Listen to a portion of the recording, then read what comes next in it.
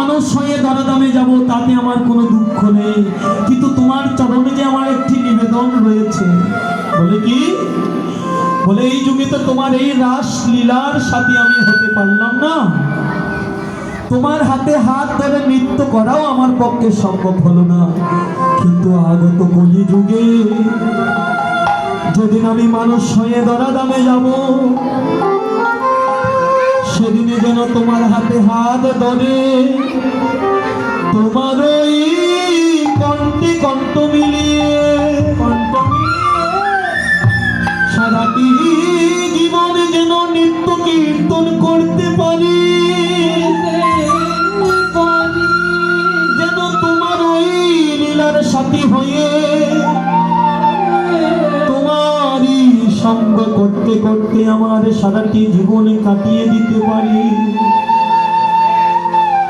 এই যুগে আমি যা পারলাম না, আগামী যুগে মানুষ হয়ে যেন তাই করতে পারি। তাই সেই ভোলানাথের প্রার্থনা আর ভগবানের ইচ্ছায় এবার সেই ভোলানাথ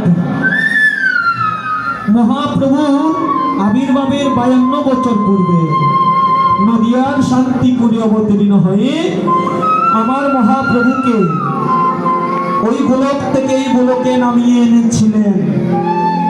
জানেন তো, এই ভোলানাথ যিনি সীতানাথ হয়ে এসেছেন, তিনি যদি আমার গৌর হরিকে না আনতেন তাহলে আমরা এই হরিনামই খুব থেকে পেতাম।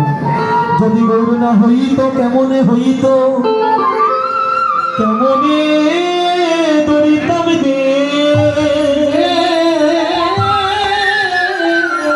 শ্রীরাধার মহিমা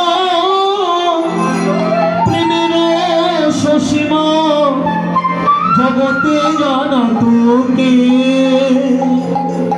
আমরাই বা এই নাম থেকে পেতাম, রাধারানীর প্রেমের কথা আমাদের কে বা জানাতো যদি গৌর না আসতো। আর সেই গৌরকে যিনি এই দরাদামে নামিয়ে আনলেন, সে অদ্বৈত প্রভু।